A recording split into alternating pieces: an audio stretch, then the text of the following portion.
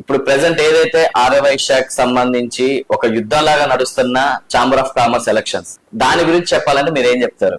స్వతంత్రం రాకముందే 1939లో ఆకుల పూర్ణానంద గుప్తా గారి చేతుల మీదుగా మొత్తం సంఘం ప్రారంభమైందండి. ఆ రోజుల్లో వ్యాపారాల్లో ఎక్కువగా వైశ్యులు ఉండేవాళ్ళు. ఆ క్రమంలో సుమారు ఆ రోజు నుంచి ఈ రోజు వరకు ప్రస్థానం చూసుకుంటే చాలా కులాలు, చాలా వాళ్ళు ఈ వ్యాపార రంగంలో రావడం జరిగింది. అదేవిధంగా మా భాగస్వామ్యం కూడా తగ్గుతూ ఈరోజు సుమారు 1300 మంది సభ్యులున్న ఛాంబర్ ఆఫ్ కామర్స్లో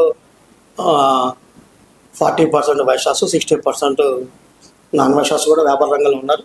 అన్ని కులాలు, అన్ని వృత్తులు, అన్ని మతాల వారు కూడా ఇందులో భాగస్వాములు ఉన్నారు. ఇది ప్రస్తుతం ఛాంబర్ ఆఫ్ కామర్స్ అనేది ఒక కులానికి సంబంధించింది అయితే కాదు.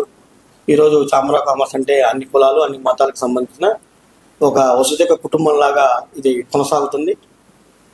కాకపోతే ఎక్కువగా వర్తకులు అంటే ఆరవేశుల యొక్క పాత్ర ప్రముఖమైంది కాబట్టి ఆ గౌరవం కొద్దీ అధ్యక్ష పదవి ఇంకా అందరూ కలిసి మాకు ఆరవేశులకే కేటాయించారు.